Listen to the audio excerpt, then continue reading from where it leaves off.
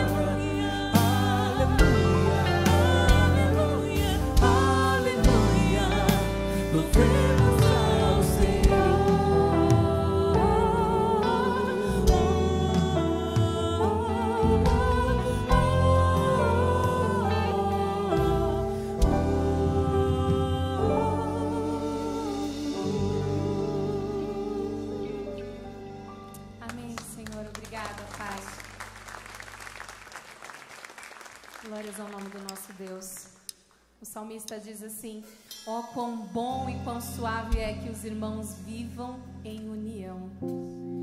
Como é bom estarmos reunidos aqui em um lugar seguro, onde nós podemos ser quem nós somos, sem máscaras, porque nós temos a segurança de que temos um único Pai, que somos filhos amados de Deus. Obrigada porque o Senhor nos dá um novo coração. Obrigada, Jesus. Vamos cantar todos juntos. Recebi um novo coração do Pai.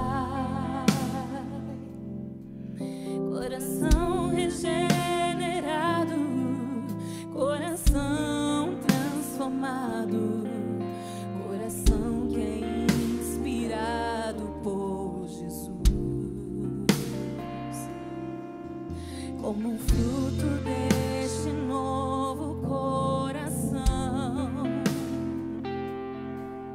Eu declaro a paz de Cristo, te abençoo, meu irmão. Preciosa é a nossa comunhão. Somos corpos, e assim bem ajustados, totalmente ligados, unidos, vivendo em amor, uma família, sem qualquer falsidade, vivendo a verdade, expressando a glória do Senhor.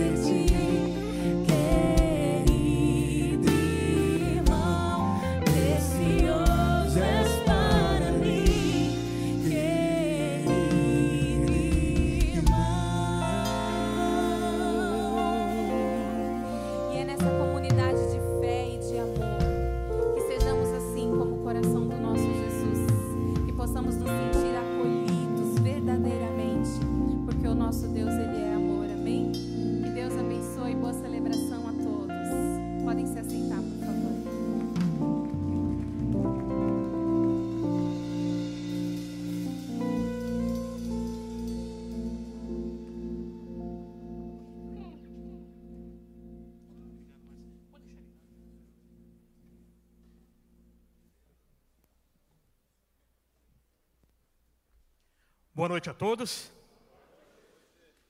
Sou um filho amado de Deus, trabalhando na minha baixa autoestima e minha dependência emocional. O meu nome é Marco. Olá, Marco Lomba. Eu estou aqui para dar um bem-vindo a você que está aqui hoje, um bem-vindo especial a você que nos acompanha também pela internet, e falar um pouquinho do CR, né? CR, essa ferramenta que Deus usa para trazer à tona tudo aquilo que precisa ser curado, aquilo que precisa ser tratado em nossos corações. Eu cheguei no CR em 2013, já comentei, mas eu cheguei aqui para trabalhar, a princípio, a questão da minha compulsão sexual, e participando dos grupos de apoio, ouvindo as partilhas, entendendo um pouco mais sobre o meu passado, eu fui ver que o grande problema da minha vida não era a compulsão sexual. A compulsão sexual era a ponta do iceberg. A minha questão era a baixa autoestima. A baixa autoestima causada na minha infância, né? Eu, quando tinha 4 anos, o meu irmão nasceu e o meu irmão ele é da cor do meu pai. Meu pai era moreno escuro, o meu irmão também. E meu pai sempre falava: esse aqui é meu filho querido, esse aqui é meu caçulinha. E eu, como criança, eu não entendia muito aquela situação. E comecei a entender que eu não era gostável, que eu não era querido, né?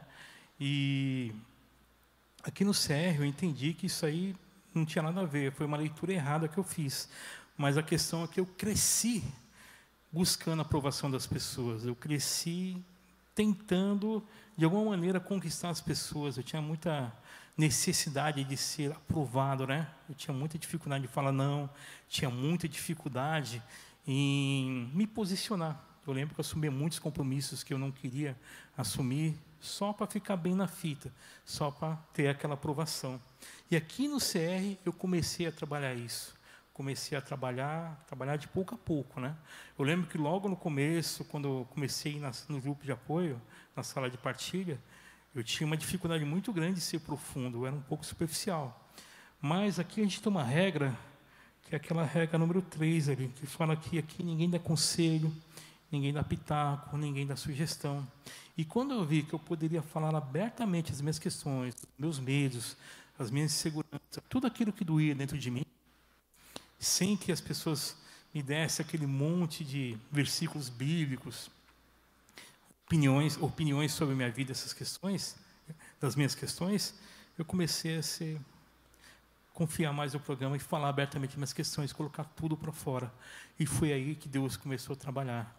E o meu convite é esse também, que aqui no CR, quando você for para o grupo de apoio, você seja profundo, fale abertamente suas questões, você está num ambiente seguro, protegido e protegida pelo sigilo e anonimato, tá? Lembrando que você que está aqui pela primeira vez, ao final dessa primeira parte, você não vá para o grupo de apoio.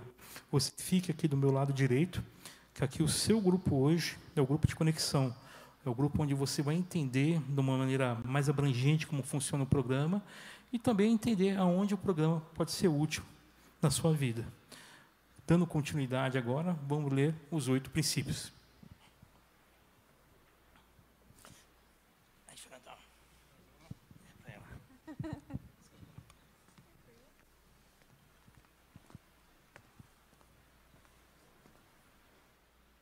Boa noite, meu nome é Fernando, sou um filho amado de Deus, me recuperando de procrastinação e desorganização financeira. Boa noite a todos, meu nome é Camila, uma filha amada de Deus, tratando nesse ciclo ansiedade e controle, e sirvo na sala de controle. Vou convidar vocês presentes e o pessoal que está online para estar falando os princípios conosco, os 8 princípios. Princípio 1. Reconheço que não sou Deus, admito que sou impotente para controlar minha tendência para fazer coisas erradas e que a minha vida está fora de controle. Felizes as pessoas que sabem que são espiritualmente pobres. Princípio 2. Acredito de todo o coração que Deus existe, que Ele se importa comigo e tem poder de me ajudar em minha recuperação. Felizes das pessoas que choram, pois Deus as consolará. Princípio 3. Conscientemente escolho confiar e minha vontade aos cuidados e controle de Cristo. Felizes as pessoas humildes. Princípio 4. Abertamente analiso e confesso todas as minhas faltas e mesmo a Deus e alguém da minha confiança. Felizes as pessoas que têm o coração puro. Princípio 5.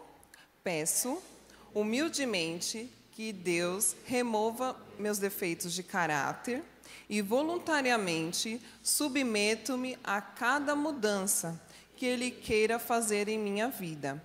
Felizes as pessoas que têm fome e sede de fazer a vontade de Deus. Princípio 6. Examino todos os meus relacionamentos, oferecendo perdão àqueles que me fizeram mal e reparo os danos que causei a outras pessoas, exceto quando fazê-lo for provavelmente mais danos a essas pessoas ou a outros. Felizes as pessoas que têm misericórdia dos outros. Princípio 7. Reservo diariamente um tempo com Deus para autoavaliação, leitura da Bíblia e oração, a fim de conhecer a Deus e sua vontade para a minha vida e obter a força para segui-la. Princípio 8. Entrego-me a Deus a fim de ser usado para levar essas boas novas a outros, tanto pelo meu exemplo quanto pelas minhas palavras. Felizes as pessoas que sofrem perseguição, pois fazem a vontade de Deus. Boa noite. Boa noite. Obrigado. Boa noite. Eu sou um filho amado de Deus, me recuperando de procrastinação, codependência emocional e ansiedade. Meu nome é Cláudio. Nós vamos ler hoje a oração da serenidade. Deus, conceda-me a serenidade para aceitar aquilo que não posso mudar, a coragem para mudar o que posso e a sabedoria para discernir entre uma e outra, vivendo um dia de cada vez, apreciando o momento de cada vez, recebendo as dificuldades como um caminho para a paz, aceitando, como Jesus fez, este mundo pecaminoso como ele é, e não como eu gostaria que ele fosse, confiando que o Senhor tudo fará, se eu me entregar à sua vontade, pois assim poderei ser razoavelmente feliz nesta vida, e supremamente feliz ao seu lado para sempre. Amém.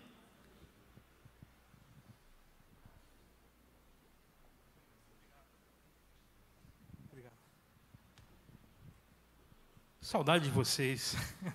Olha eu aqui de novo. Bem, eu estou aqui nesse momento para poder dar os avisos, tá? Na próxima semana, na próxima quarta-feira, dia 19 de abril, teremos a lição Sanidade com o grande Cláudio Soares, que esteve aqui agora, que acabou de sair. Ele vai dar lição na semana que vem. Lembrando que o programa ele é sempre uma lição e um testemunho, uma lição e um testemunho. Falar um pouquinho da lojinha também. Temos camisetas, bottoms, ímãs de geladeira. Opa, tem ímãs de geladeira, canetas, canecas, marcadores de página e todos os livros e a gravura do grande Daniel Bota. Lembrando também da carona solidária. Você que está a pé, você não vá embora sozinho a pé nesse trecho daqui até o metrô. Tem um banner ali no lounge que, ao final, esse simpático rapaz que vos fala estará lá me aguardando ansiosamente para poder te ajudar, dar uma carona. Lembrando que a gente sempre coloca homens com homens e mulheres com mulheres. Tá? E muitos aqui sabem, mas em todas as quartas-feiras nós temos um grupo de oração. Um grupo de oração que as pessoas estão orando por nós, pelas partilhas, pelo programa em si. Né? Se você gostaria, se você quiser participar do nosso grupo de oração, a partir da semana que vem, a gente vai estar aqui na sala número 9, ali na frente.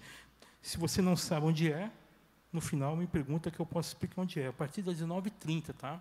Então, teremos nosso grupo de oração presencial e você convidado, convidada para estar conosco.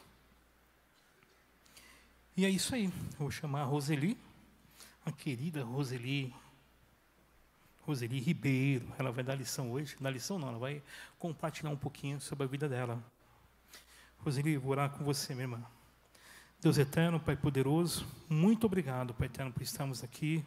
Oramos ao Senhor que o Senhor use, Pai eterno, o testemunho de vida da Roseli, para que todos nós possamos entender como o Senhor é grandioso, Pai eterno, como o Senhor trabalha através das nossas dificuldades, Pai eterno. Muito obrigado por tudo, esteja com ela agora, e em nome do seu Filho amado Cristo, oramos a Ti. Amém. Boa noite. Que bom que vocês estão aqui. Que bom que você também está online.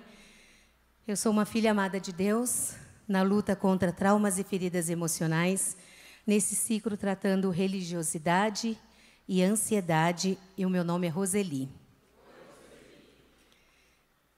Nasci num lar que aparentemente era funcional, ou pelo menos o que eu achava ser funcional: um pai, uma mãe e irmãos. Minha mãe havia sido casada e fugiu de Minas Gerais do ex-marido violento, abandonando para trás 2 filhas, trazendo consigo para São Paulo uma gravidez. Logo após o nascimento deste meu irmão, ela conheceu o meu pai. Era um segredo entre mim e meus pais o fato da minha mãe ter abandonado suas 2 filhas. Eles eram diferentes. Minha mãe, doce, amável, gentil, calma, amava abraçar, beijar e rir. Meu pai, homem rude, que sempre comentava que o pai dele no Piauí o espancava e nem por isso ele morreu. Então, ele nos educava de forma muito dura.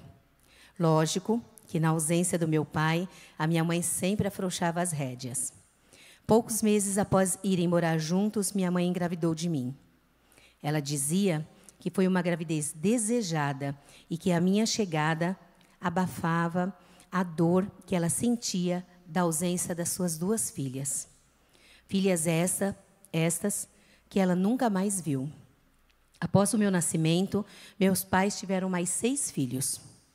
Sendo assim, eu convivi com 7 irmãos. Minha mãe sempre muito submissa a meu pai. E meu pai, bem, um bom pai naquela época. Minhas recordações mais remotas são felizes.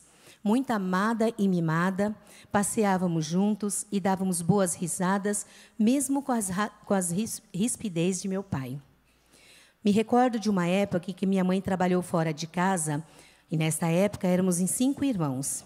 Então, ela arrumou um jeito de ter um momento único com a gente. Cada dia da semana, um dos filhos ia buscá-la num ponto de ônibus.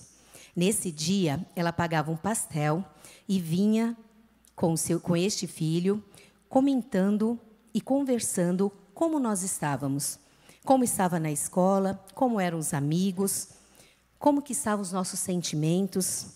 Eu ficava pasma, como uma mulher tão simples, analfabeta, em plena década de 80, arrumou uma forma tão inteligente de ter um dia com cada filho.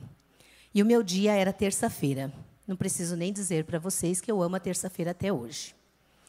Assim passou meus 11 anos, alegre, rodeada de famílias, tios e primos, e sem marcas negativas. Apesar de uma extrema pobreza financeira, eu era muito estudiosa, com facilidade em fazer amigos e feliz, pelo menos no conceito de felicidade que eu tinha.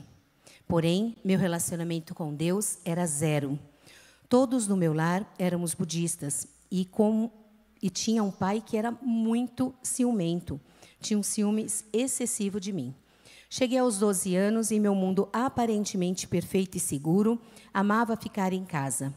Nesta época, aos 12 anos, minha mãe gestante foi para o hospital fazer o parto e ficou internada por 3 dias. Então, eu tive minha primeira grande surpresa.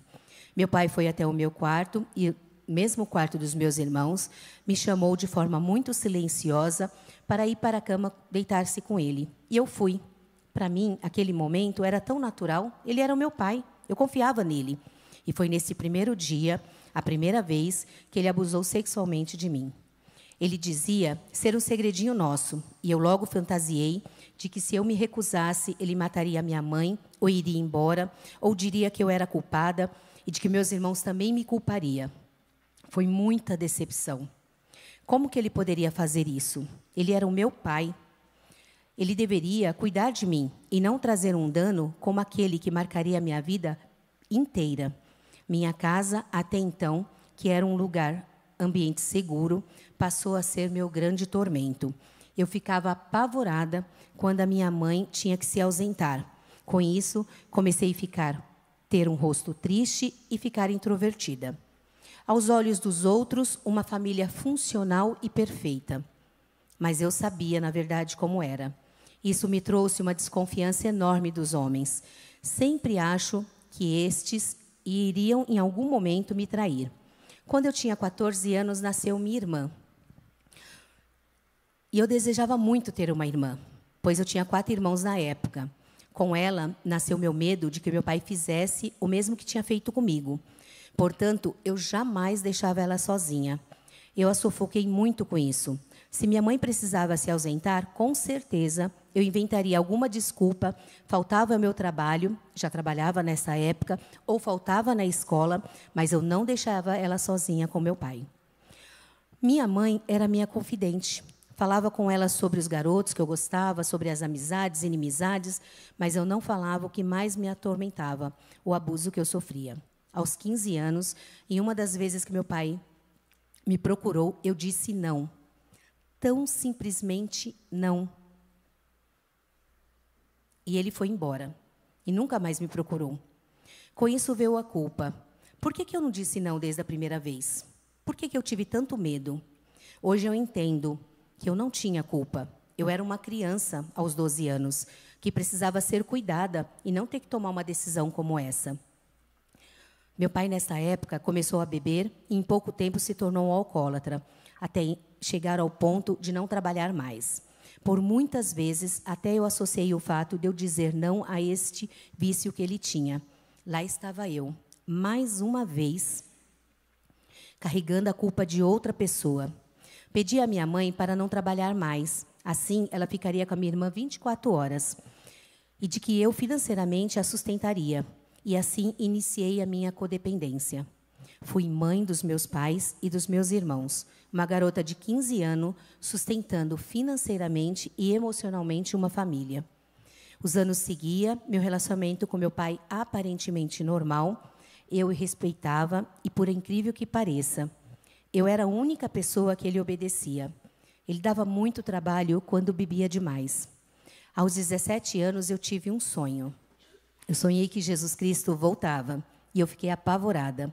Foi um sonho tão real, mesmo sem eu conhecer direito quem era Jesus, uma coisa que eu tinha na minha cabeça é que ele voltaria. Então, eu procurei uma amiga, uma vizinha minha, que eu sabia que ela era cristã, e me ofereci para ir para a igreja com ela. Ali iniciou minha caminhada com Cristo Jesus. Inicialmente, me achava cristã perfeita, salva pelas obras, e o que no início foi por medo, ao longo do tempo veio o conhecimento e o amor. Minhas amigas casaram muito cedo, e eu, com total aversão aos homens, fui ficando. Demonstrando uma aparente felicidade, engavetei tudo o que tinha me acontecido. Teve mais 2 episódios que só me fizeram aversão aos homens. O primeiro foi aos 19 anos, com um amigo da empresa, que foi até uma festa à minha casa, no meu aniversário, e dormiu lá na minha casa, no quarto dos meus irmãos. Durante a noite, acordei com ele próximo da minha cama. Eu disse de forma muito ríspida não, e ele foi embora. O segundo foi um amigo do meu pai, que ele frequentava a minha casa, padrinho do meu irmão. Eu tinha por volta de 19 anos também. Ele ofereceu uma carona até o meu serviço. E ele era um homem muito respeitoso, aparentemente, vivia dentro da minha casa. E no caminho, ele tentou mexer comigo. Eu pedi para ele parar o carro na hora, fui muito ríspida e desci. Mesmo com medo, havia aprendido a dizer não, e isso me salvou por essas 2 vezes. Com isso, comecei a me culpar de novo.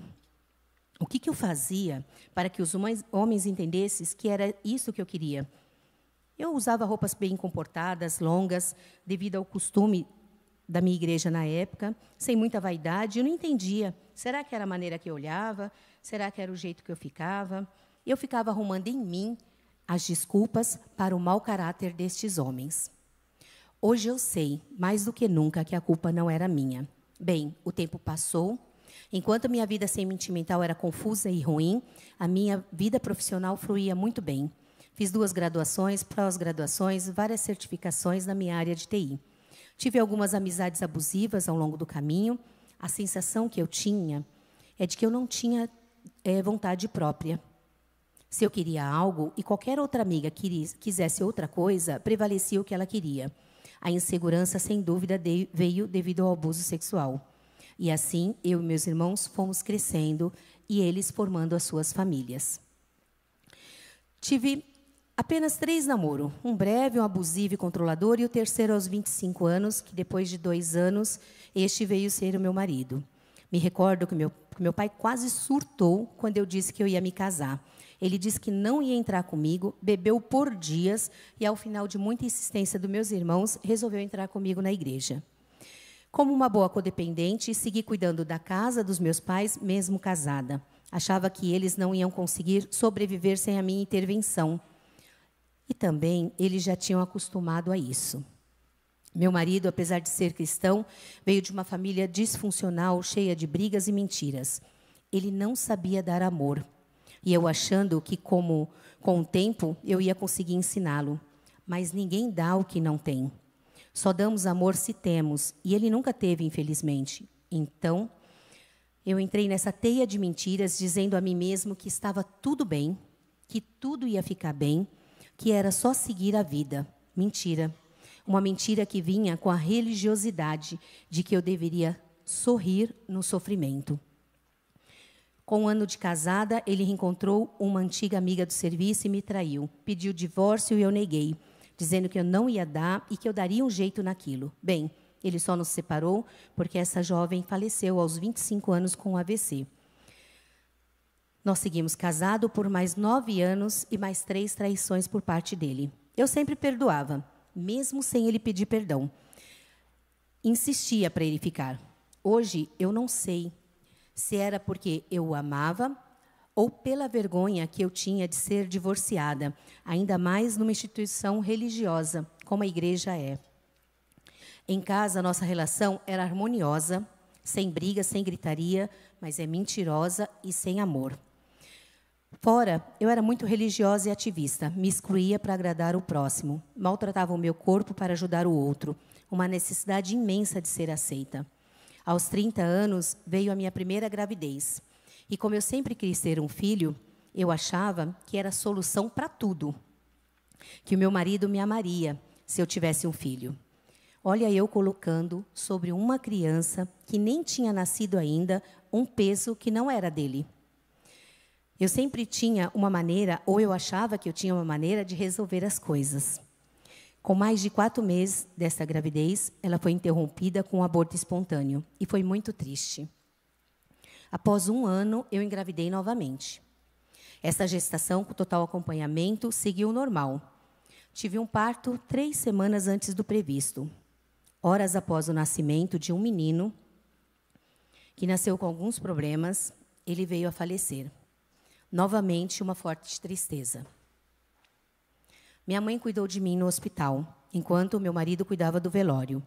Para minha maior tristeza, foi que, enquanto minha mãe cuidava de mim, 5 dias após o meu parto, ela teve um AVC e faleceu.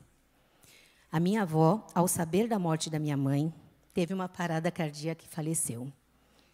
Eu não sabia mais nem por quem eu chorava. Tinha perdido tanta gente em 9 dias que eu já não sabia mais se sobreviveria. E eu não tinha perdido só uma mãe. Eu tinha perdido a minha melhor amiga. Nós éramos tão próximas que, às vezes, nós dançávamos na cozinha de casa sem música. Ela era a minha cúmplice de risadas. E a minha cúmplice de risadas foi embora. Veio com isso a minha primeira depressão e síndrome do pânico. Mas eu, a salvadora do mundo, fui a um especialista uma única vez e nunca mais retornei lá.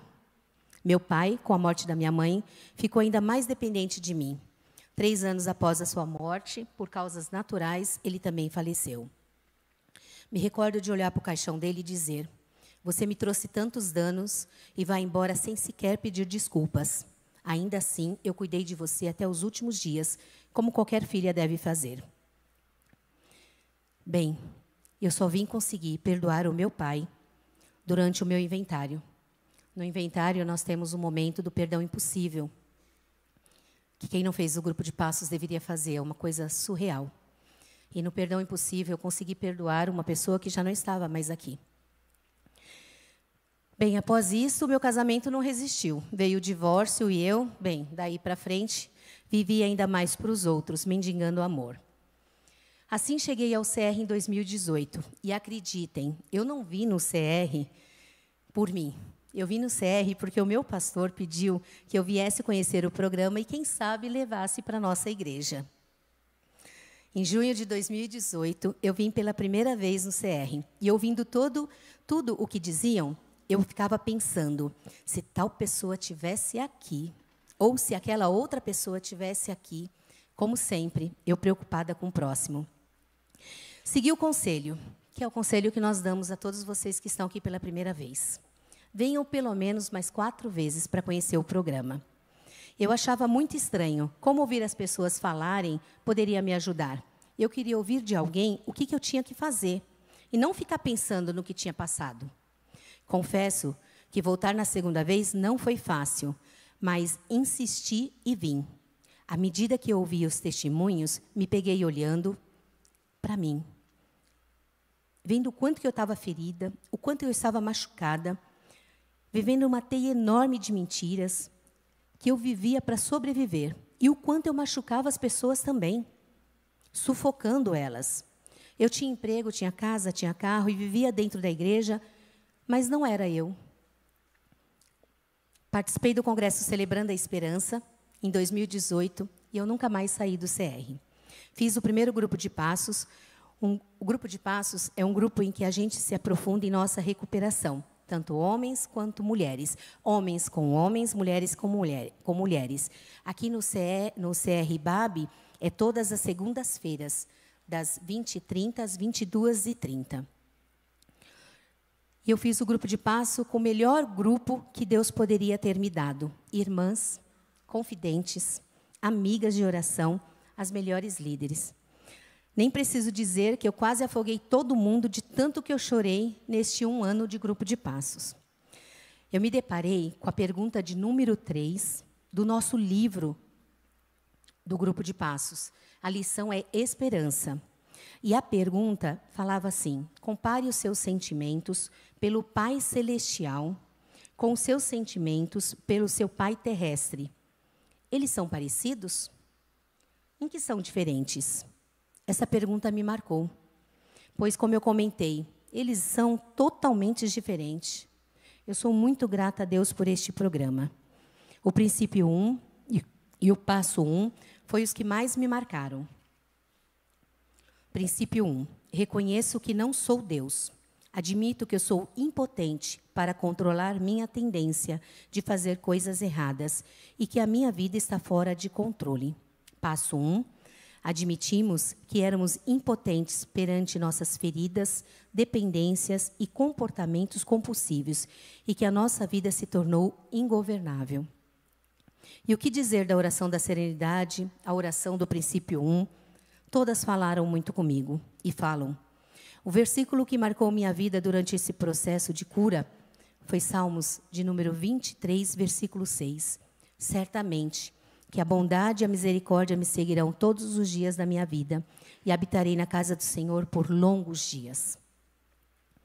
Com isso, o CR me mostrou várias coisas, que como eu fui ferida, eu também feri várias pessoas. Eu criei uma irmã com uma independência enorme, uma vida de serviço aos meus irmãos, cunhadas e sobrinhos, sem deixar que eles cuidassem dos seus problemas. Judiei demais do meu corpo com essa mania de não saber dizer não às pessoas. Que os que me feriram deu o que tinham. Eles também haviam sido feridos. Estou me conhecendo melhor. As pessoas dizem que eu mudei, de fato eu mudei. Essa que vocês veem agora é a verdadeira Roseli. Aprendi a dizer não quando é necessário, aprendi a amar sem esperar nada em troca, sem criar expectativas em outras pessoas, até porque elas nem sempre sabem o que você espera delas. Aprendi a viver só por hoje. Amo isso. Quando a ansiedade, ela pensa em voltar, eu digo para mim mesma, alto e claro, Roseli, você vai conseguir mudar alguma coisa do passado ou do futuro? Não, né? Então, segue por hoje. Minha relação com Deus mudou. Nós somos amigos, conversamos, somos próximos. É muito bom. Só por hoje estou equilibrada emocionalmente com minha sanidade. Fiz reparo, pedi perdão, perdoei. Não foi fácil, mas cada coisa a seu tempo foi acontecendo e continua acontecendo. Hoje, eu não sou mãe dos meus irmãos. Eu sou irmã deles. E deixo eles resolverem suas questões. Eu os amo, os visito, oro por eles, ajudo como eu posso, mas eu vivo a minha vida. Não saio correndo, cansada, para resolver coisas que eles mesmos podem resolver. Como é bom saber que eu não sou a quarta pessoa da Trindade. Como é bom não carregar um fardo tão pesado, sendo que Cristo já tinha carregado todo por mim.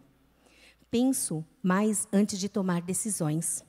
Continuo errando em algumas coisas e peco?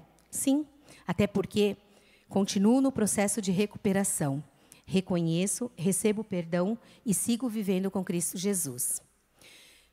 Cheguei no CR só os cacos. Jesus fez algo novo e maravilhoso. Montou tudo no lugar e arrumou cada coisa a seu tempo.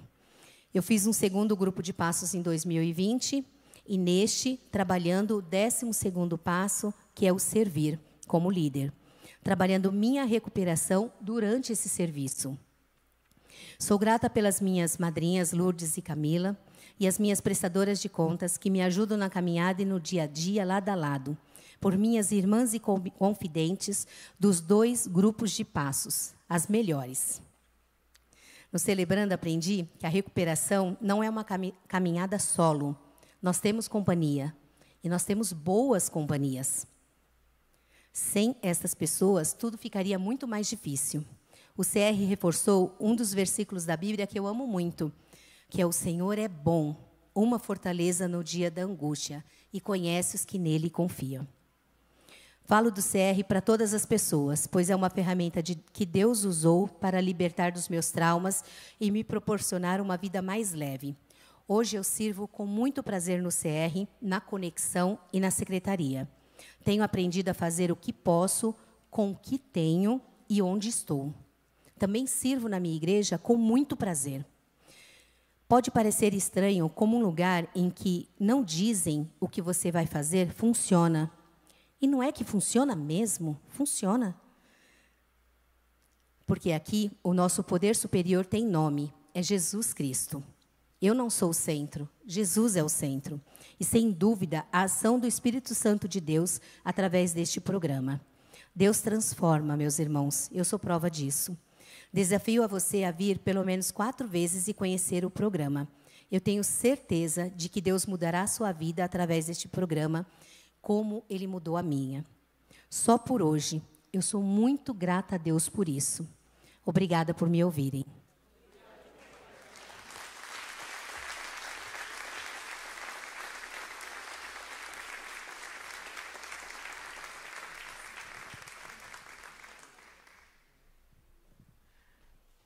Nossa, tem que ter coragem.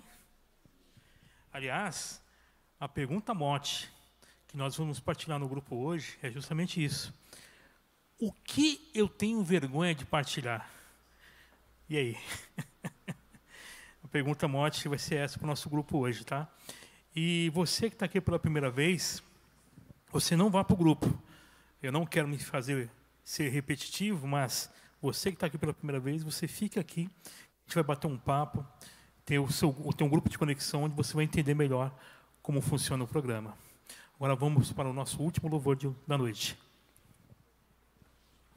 Obrigado, Marcelo. Amém.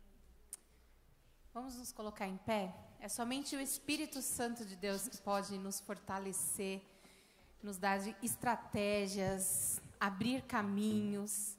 E que nessa noite Ele continue fazendo isso, assim como fez na vida da nossa irmã, possa fazer também na vida de cada um de nós. Amém? Vamos louvar mais uma vez com a música que fala: não por força, mas pelo Espírito Santo do nosso Deus. Amém? Vamos com as palmas. Nós celebramos a Ti, Senhor. Teu Espírito nos fortaleça, Pai, nessa noite.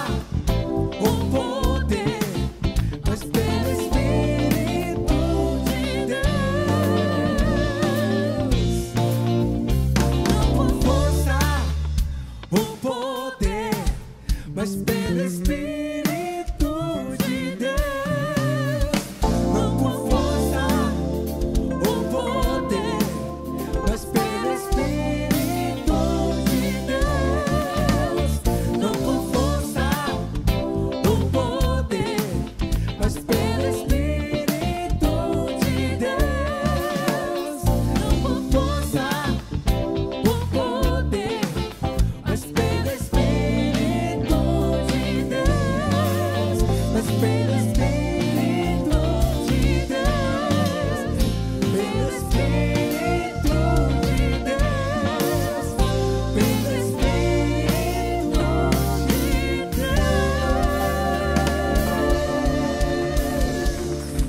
Amém, graças a Deus. Que Deus abençoe a todos. Podem ir para a sua sala de partilha. E quem veio pela primeira vez, por favor, fique aqui à nossa direita. Deus abençoe.